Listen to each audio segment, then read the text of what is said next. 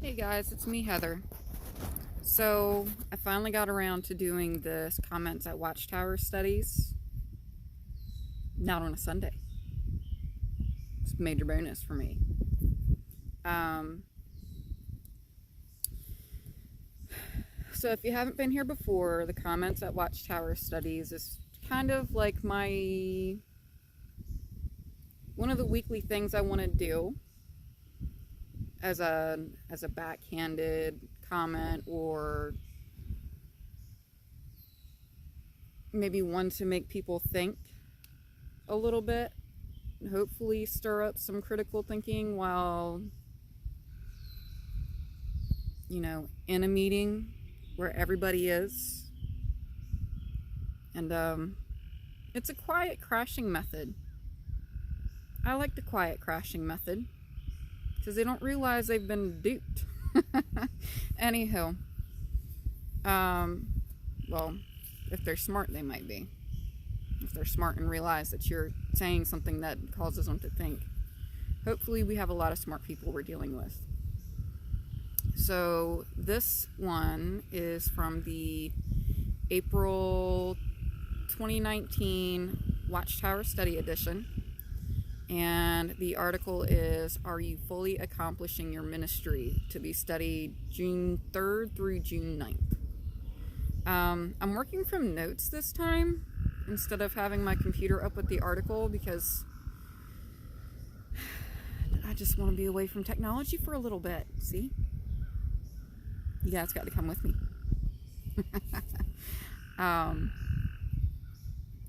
So in the first paragraph, I have to say, I think I said it in my last video, that, this is really frustrating for me because they don't tell you a lot of things that they probably should, things that make them different from, the rest of Christianity that's got it all wrong. But I was kind of frustrated by the first paragraph. And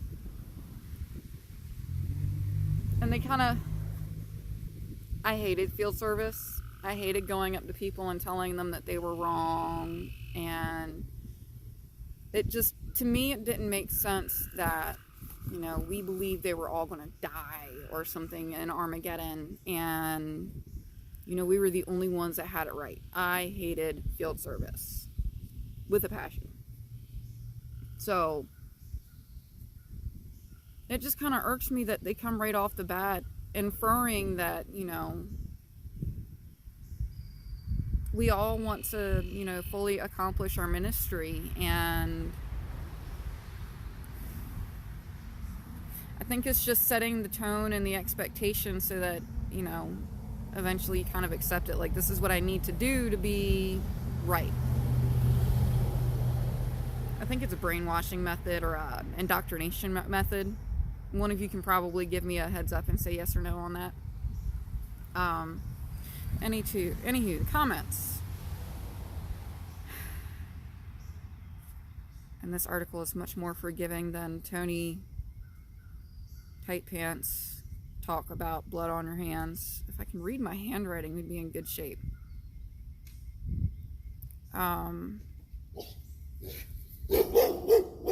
You idiot, it's me. Dugan, get over here, you dork. Hold on, we'll say hi to the puppy. Hi, puppy.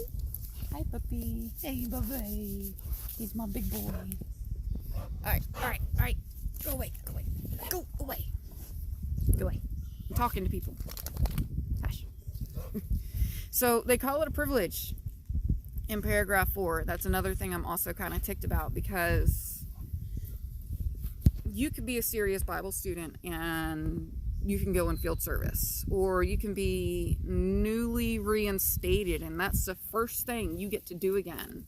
And, you're just basically an infant in the faith again, and you're out there preaching because it's a primary tenet or an obligation.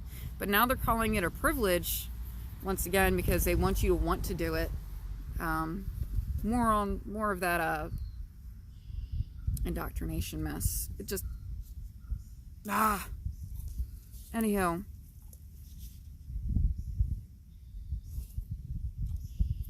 Yeah, I have like paragraph 5 and 6. Insert eye roll here.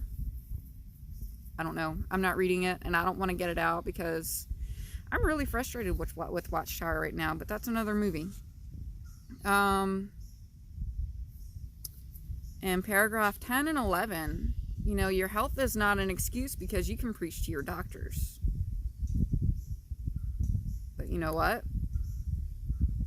I do have a comment for that one. You know, maybe you can use that time to, you know, start asking questions about the blood and the different options that you have. And, you know, maybe use that as a segue to get into a conversation about the Bible. And then try and sneak in there a way, you know, show them all the scriptures and stuff. And, you know, we can't accept fractions. And maybe by connecting those two topics together with scriptures and fractions, somebody will wonder, oh, where's the scripture that says that we're allowed to have fractions? There aren't any. Just saying. And, you know, the scriptures are all about eating blood, but you can't really point that part out without telling on yourself, so don't do that.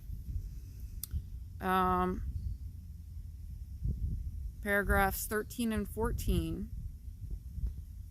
They're telling you to sacrifice your career and benefits, you know, possibly working part-time. Now, we all know, at least in the United States, if you only have a part-time job, the odds are you will not have employee-provided health insurance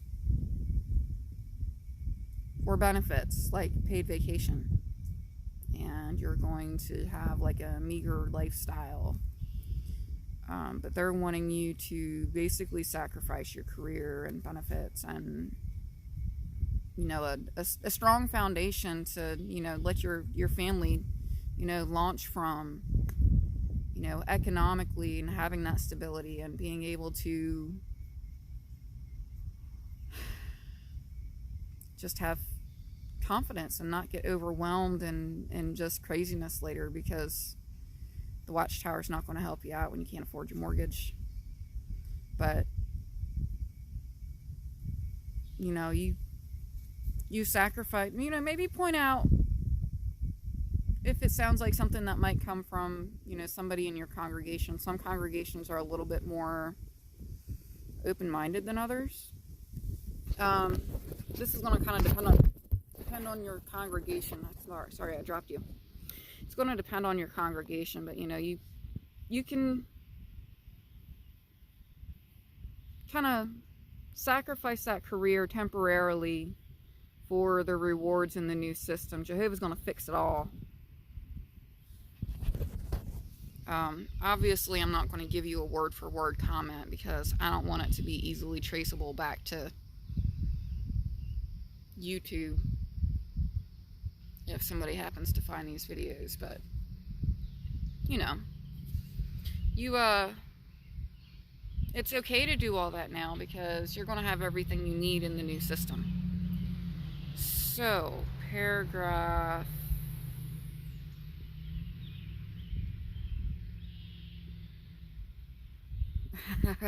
paragraph 15 and 16. Sorry, my handwriting is absolutely terrible. I believe in another recent article they were talking about the righteously disposed ones.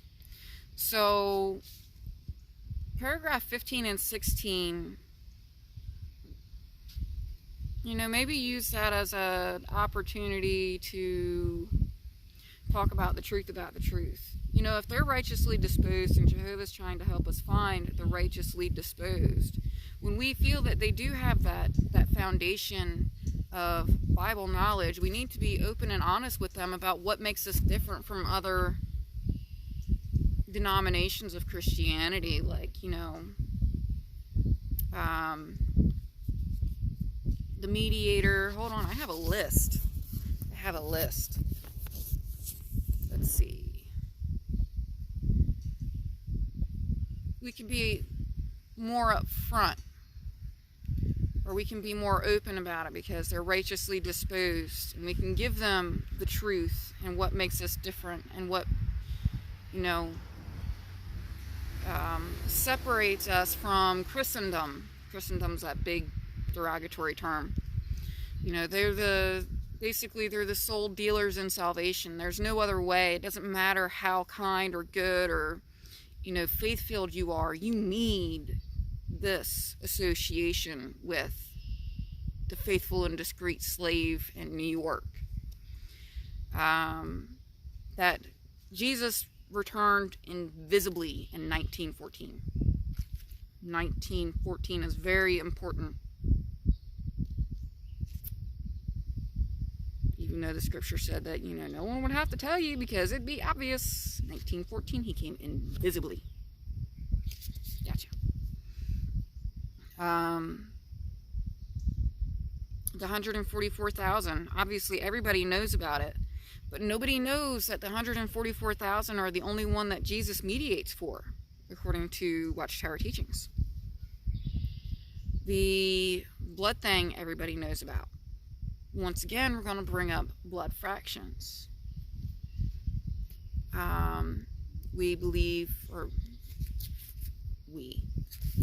the government is led by Satan.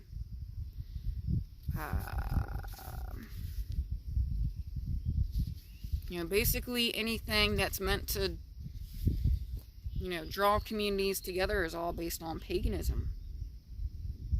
Christmas, Easter, birthdays, anything people celebrate and get together for. A lot of it's pagan. What happens if you change your mind? We need to be upfront and honest about that, because if you know the truth about God and you turn away from it, done. Cut off. You are allowed to speak to these people no more.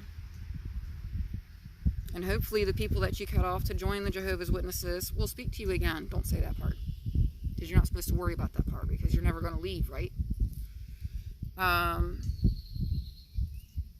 Be upfront about, you know, we're the only ones that have 607 BCE, I think. BCE. We're the only ones that have 607 BCE right. All the other historians and star charts and all that encyclopedia mess, wrong. All wrong. The overlapping generation. We need to make sure we explain that to them.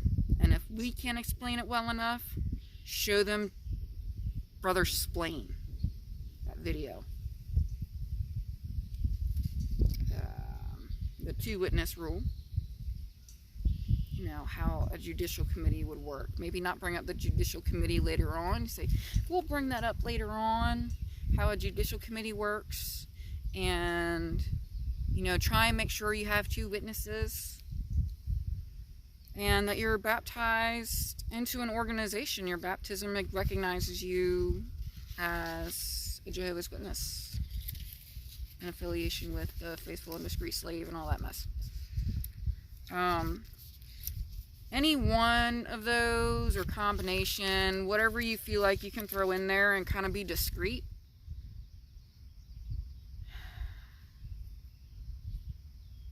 Yeah, and pay your paragraph 17. I'm trying to read this. Oh, and the last paragraph, and the last page of, or last sentence of paragraph 17. You just need to point out that, you know, no matter what, no matter how good you are or what kind of faith you have and what you do for mankind, they're going to be destroyed in Armageddon, and we need to make sure we get this preaching work done. I don't have the paragraph with me to make sure that what I can read out of that comment is what I meant, but I think that's it. You know, kind of that blood on your hands thing from Tony Tight Pants. When he was in, I think it was in Trinidad. Is that right? I don't know. But, yeah. Anyhow, I'm not re-recording this because I am done with technology for the day. I do technology all week long.